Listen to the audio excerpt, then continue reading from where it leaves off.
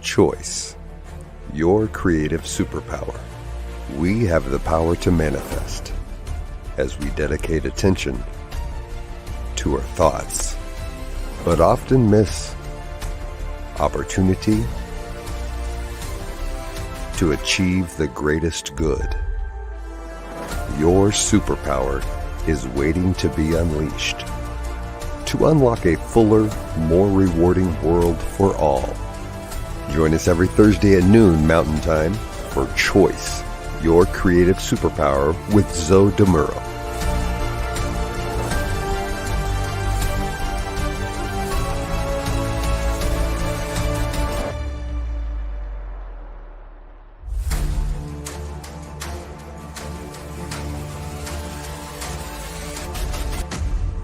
And now, here's Zoe.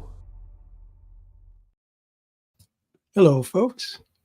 Welcome, welcome, welcome. This is the New Thought Media Network, and my name is Zoe Muro. I am delighted and honored to be your host for Choice, your creative superpower, coming to you from Oakland, California, each Thursday, 12 noon Mountain Time, 11 a.m. Pacific Time. We are here to explore how you can use your superpower.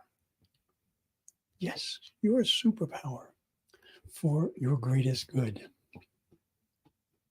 And in so doing, co-create your most fulfilling life experience. For those of you who are coming back, it's great to see you here again. And if you're here for the very first time, well, welcome. Thank you for tuning in. I'm a religious science practitioner with the New Thought Media Network. I'm also a transformational coach. Both my ministry as a practitioner and my mission as a coach are to help people live their lives to the fullest. Today, in episode 54, we'll be exploring the relationship between choice and memory. When I selected this topic, I don't think I truly appreciated just how complex it is. The way that a memory is created and the way that memory can affect our life. All of this has a tremendous impact on us. So let's take a look at this, because there is a lot to explore.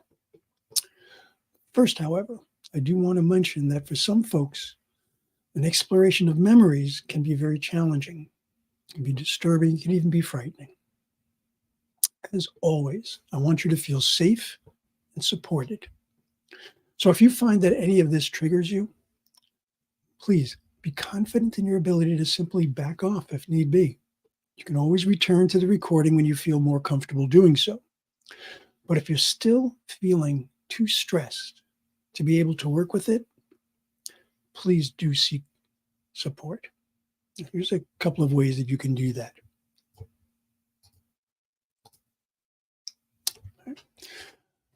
You can go to NAMI. Now, you can call them, you can email them, you can text them, you can chat with them. This is available Monday through Friday, 10 a.m. to 10 p.m. Now, if you are finding yourself to be truly in a crisis situation, there's also the 988 phone number and the 988 text. Okay. Either of these can be a true benefit for you. And of course, you can always contact me. I'd be more than happy to help you, to guide you, whatever it might need. Okay? zodemiro@gmail.com. But the point is, with all of this, folks, okay, the point is, do not do this alone if you need that help. Help is available. Okay, this is work that needs to be done, but it should never be done alone. Now, before we get into defining and dissecting what memory is, its processes, its effects on choice, I want to present an interesting perspective on memory by an author by the name of Guy Harrison. He wrote this article for Psychology Today, and I'm going to take a couple of bits out of that article.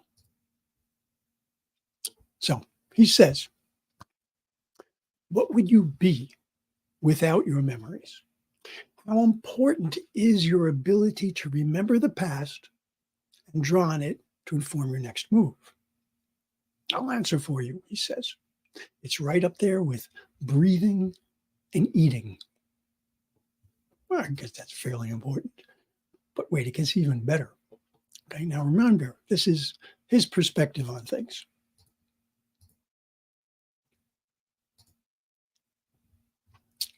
I love this one. It says, first and most important lesson is that human memory is not reliable, not even close. Our memory processes did not evolve to keep accurate and detailed accounts of the events in our lives. The brain is not your personal stenographer or record keeper.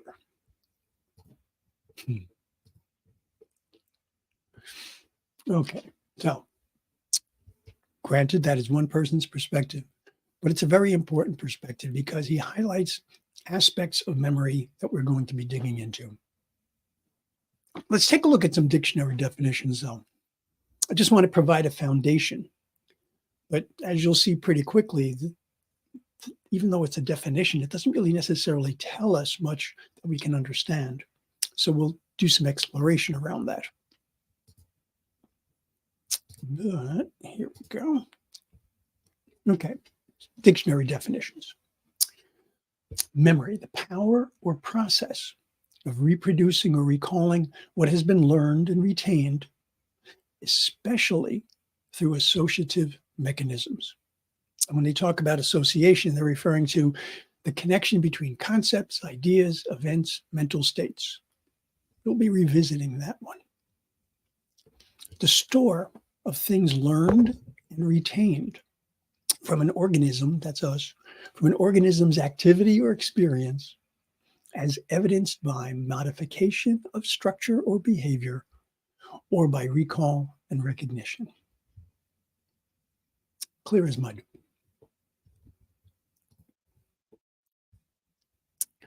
But I do want to highlight that one part. Okay, the idea of things that we recall, things that we recognize. So we'll get into that in more detail.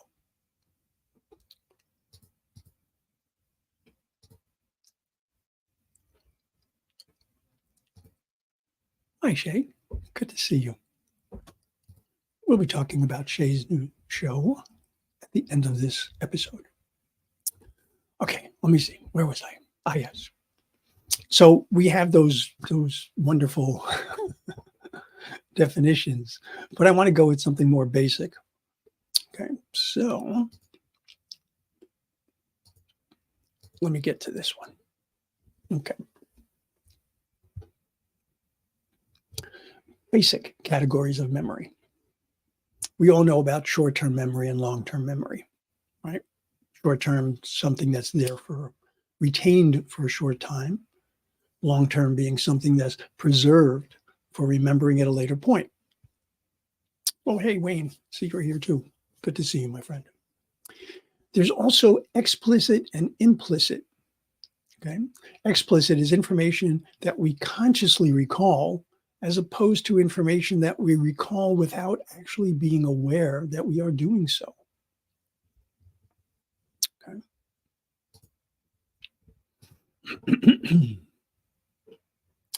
For any of the categories where the information, the material, if you will, for the memory that we are going to create, that all comes from any one of a number of different types of input, or it could be even a combination of these.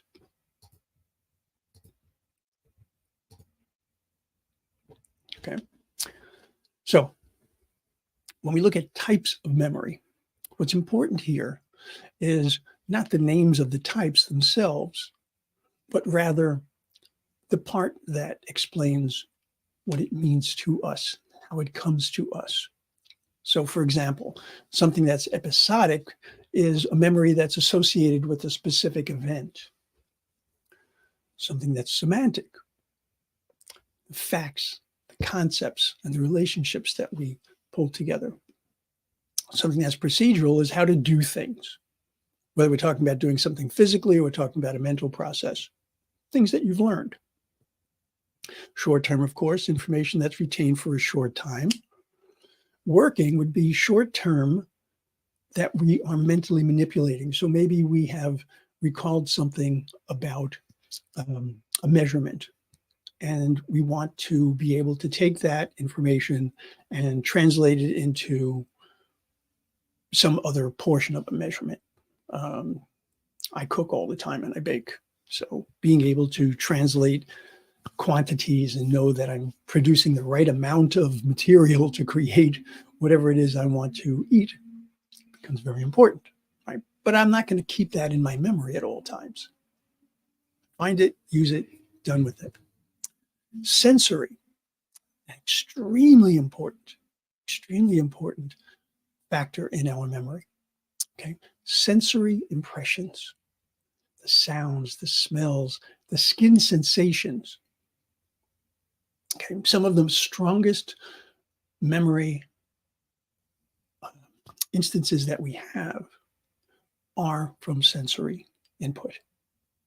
And then there's perspective, recalling an intention from the past in order to do something in the future. It's like, oh yeah, that's right. I had planned to do this. Or, oh yes, I had intended to make sure that I eat well. So that memory comes back to me when I go to the store and I decide what food I'm going to buy. Okay. Hey, Garrett, good to see you here. Quite all right. We've just gotten started. Okay, so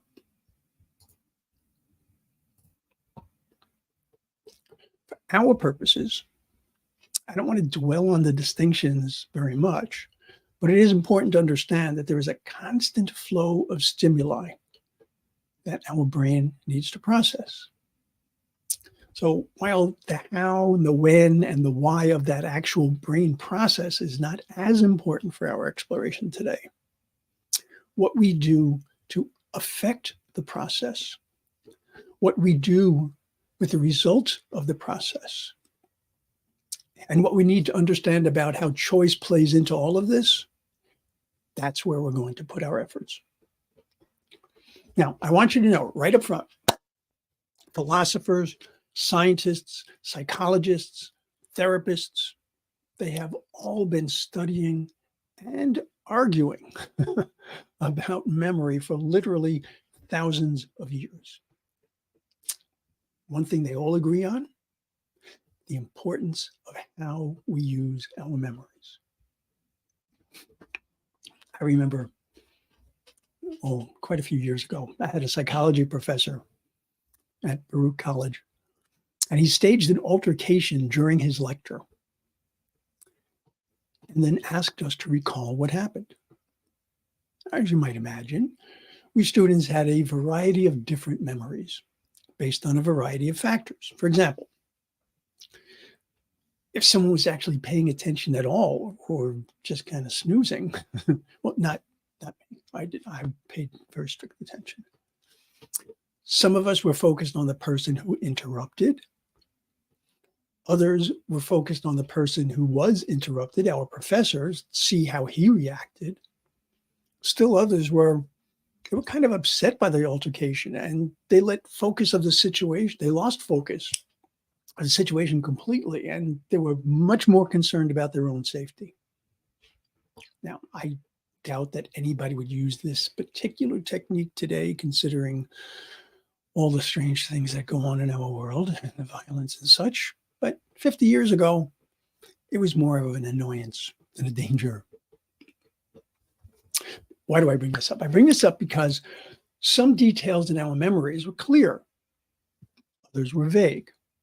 Some details were almost universally agreed upon by the students in the class, but a good many others were not. Now, the intent of the exercise originally was to highlight the importance of awareness and presence. But what I found fascinating, what really stayed with me, what stayed in my long-term memory, were the discrepancies in our recollections. And this is really interesting, the certainty that some people clung to despite the disagreements, even when there was evidence to the contrary. I doubt anybody fell asleep in that class for the rest of the semester, though. But consider what could have happened if this had been a real altercation and we had to take action afterwards based on what we perceived. Okay. Imagine how our contrasting memories would have led to very different interpretations of the events, and how that would have informed our choices going forward. Okay. Now, think of the memories that you carry with you. Consider how they can help and how they can hinder. So let's start with the easiest to understand of all memories, the how-to memories. Now, many of us don't really think about these how-to memories. Right? We don't consciously consider them, and yet we employ them every single day. Most of you didn't have to consciously remember how to sit in a chair, or how to put on your glasses if needed, or how to turn on whatever device you're using to view this show, or for that matter, the meaning of the vast majority of the words you hear. I say vast majority because, yeah, sometimes I come up with some strange vocabulary words. But the point is, you would have drawn from your memory for all of that. So those memories obtained through a variety of sources provided a repeatable process, a series of repeatable processes that you use throughout your day. So we're constantly repeating this scenario. We draw on stored information, we act accordingly. Now, those are the easy memories to consider. Easy because they don't actually require conscious choice, not typically, nor are they likely to affect us in ways that could be detrimental. Now, of course, if you're just learning how to do something, it takes a while for it to really sink in. Right? And we'll find that what makes it easier would be the ways that we tie other types of information together. Okay, but we'll get into that. I want to up the ante, though, and get away from the simple version. And let's consider how memory would come into play when we are faced with a choice. So let's start with a conscious choice. That is an obvious opportunity for you to choose something. Let's say your friend asks you, what would you like to have for dinner tomorrow night? That's an obvious opportunity, right? Definitely going to be choosing something. So you start to process the information, remembering what day is tomorrow, remembering what you plan on doing, remembering maybe what you were planning on having for lunch. You might remember the last time you had a particular type of food, and your taste buds awaken to that sensory memory. Okay. A memory, something that literally exists only in your mind, triggered a physical response. Okay, important to remember. But based on these memories, you decide you're going to choose that same delightful food based on your learned preference, your positive association with that food, and how you find it preferable to any number of alternatives. Right? So we include something, we exclude something. But I want to add a little more complication into this. Let's say that your friend suggests getting that food at a particular restaurant, but you remember the last time that you ate there, you had a big argument with someone on the wait staff. And now the memories you retrieve carry a sense of risk. What if that same waiter who got your order wrong 3 times and he stuck his finger in your food while it was on your plate? What if he's still there? So you reject that suggestion with a very elaborate explanation of all that had gone on, only to find out that your friend who was with you that night as well reminds you that it was actually a different restaurant where that occurred. You see, we make choices all the time based on what we believe to be true and what we believe we remember. We at times will remember things one way on one day, yet over time, our memories may very well morph into something quite different. New experiences, new perspectives, new beliefs, new information, all of these can change the so-called memory. Okay. When we were looking at that astoundingly dry definition of memory that I used earlier, what's of tremendous importance when we consider how memory affects our choices is the idea of association. Now, our beloved pit bull Buster transitioned a while ago. He was the king of association. I mean, you take out his leash and harness and he'd be beside himself with excitement. Okay? But he even associated certain shoes of mine with different activities. So he knew if I was wearing my dress shoes, that meant no walk for Buster.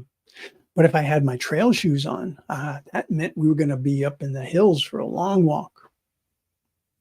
If he saw us take out our suitcases, he knew that suitcases meant that we would be leaving and he would be staying. He drew that association very strongly, and the heartbreaking puppy eyes would be in full force. We humans are big-time associatives. Phrases like, every time that we, okay, or the last time that I, or, oh, that's where, right? So we dredge up all of these different memories and our choices follow suit. Absolutely nothing necessarily wrong with any of that process. It's an important part of our ability to be able to discern and choose appropriately. Unless we refuse to allow for a different outcome, a different experience. Okay. In New Thought, there's an expression, which I believe was from the writings of Thomas Troward, who said that principle is not bound by precedent. Okay. In essence, what that means is that we're not bound by our past beliefs or experiences, right? We're not bound by them. Are we influenced by them? Absolutely. Are they applicable to this moment, to this situation, to this condition? Maybe, maybe not.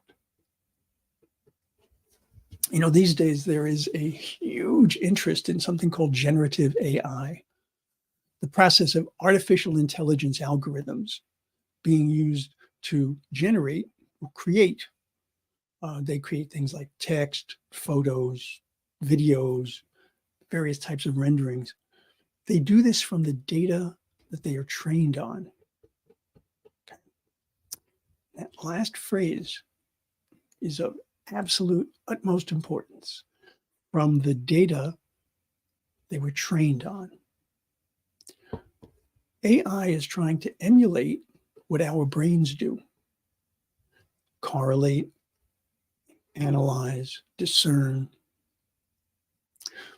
One of the biggest advantages that we as humans have with our human intelligence is that we get to choose, well, at least at times, we get to choose which data are important to our analysis and therefore our subsequent choices. Unfortunately, that can also be a disadvantage. Because like generative AI, the result is only as good as the data supplied.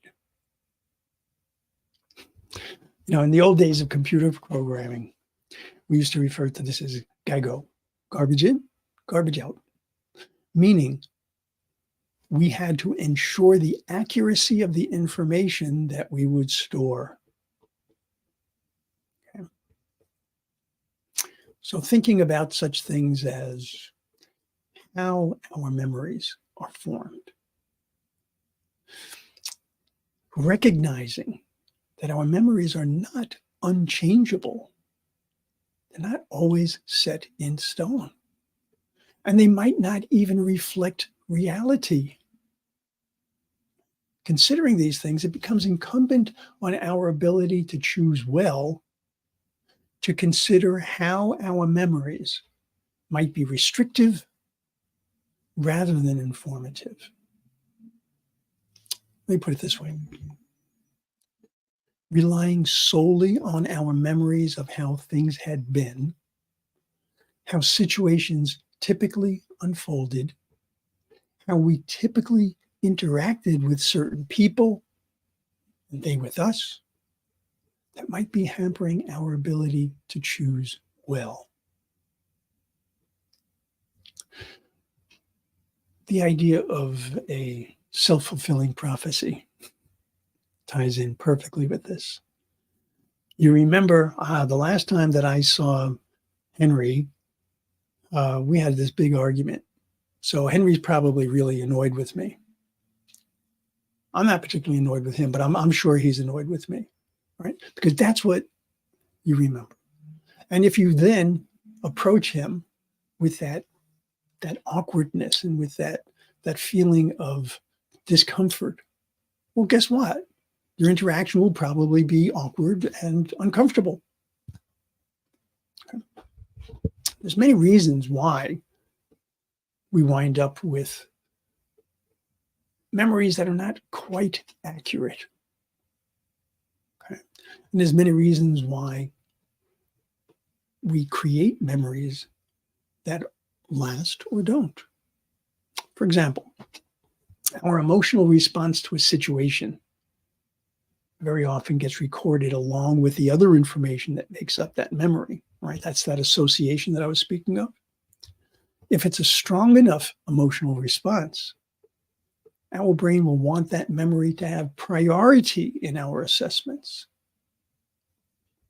When we have tied a positive emotion, and I don't really like that term very much, but what I mean is the idea that it's something that we enjoy, right?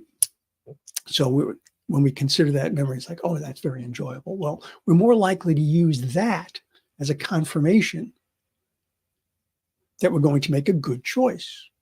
On the other hand, if we have tied something, a memory to a negative emotion, one where we had an unpleasant experience, that too will have a significant impact on our choices. And now we add that memory to our mental process of threat assessment. So, the more accessible a memory is, the stronger its influences on our choices. Okay, that's an important thing to consider. The more accessible a memory is, the stronger its influences on our choices. And folks, we have the ability to affect that. Now, there's a lot more for us to explore here. So I'm going to do a second episode next week, continuing the discussion on memory. That's going to do it for today, though. If there is an aspect of choice and memory that you'd like me to address next week, please, please, please, I'd love to hear from you. Email me at zodemuro@gmail.com. I always hold, let me put this up here. Get rid of that, put that up, there we go. Okay, I always hold anything that you say with me in complete confidence, of course. But this is such a huge topic and there's so much going on here that I would love to hear if there's something that you would like to know about. I always appreciate your spending time with me. And I want you to give yourself the gift of exploration. Go to ntmedia.org and see all of the magnificence that we have here on the network. In fact, I want to show you, I want to show you, if I can bring this file up. Here we go. This is a promo for Shay's new show. Shall we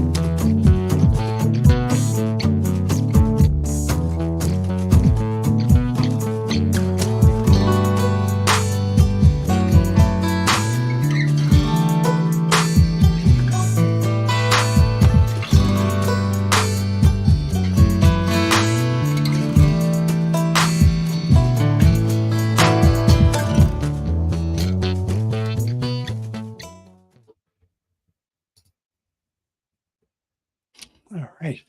So I'm hoping that you'll have an opportunity to tune into that show and see all the wonderful stuff that we have going on here.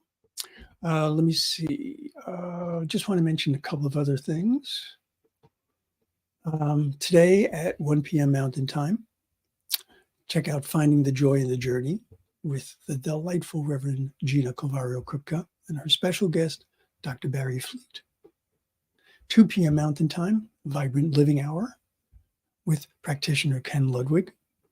At 4 p.m. Mountain Time, Reverend Brock presents his Spiritual Toolkit. And of course, at 8:15 Mountain Time, we have evening prayer. If there is anything that just helps you to see the magnificence of your life, anything that helps you to see the glory of your spiritual path, I would invite you to go to ntmedia.org/donate and help us provide all of this goodness throughout the world. All right, folks. As I said, I will see you again next week for part 2 of Choice and Memory. And I'll most likely see you around on the network for prayer. Much love, many blessings. Namaste. Choice, your creative superpower. We have the power to manifest as we dedicate attention to our thoughts, but often miss opportunity to achieve the greatest good. Your superpower is waiting to be unleashed to unlock a fuller, more rewarding world for all. Join us every Thursday at noon Mountain Time for Choice, your creative superpower with Zo DeMuro.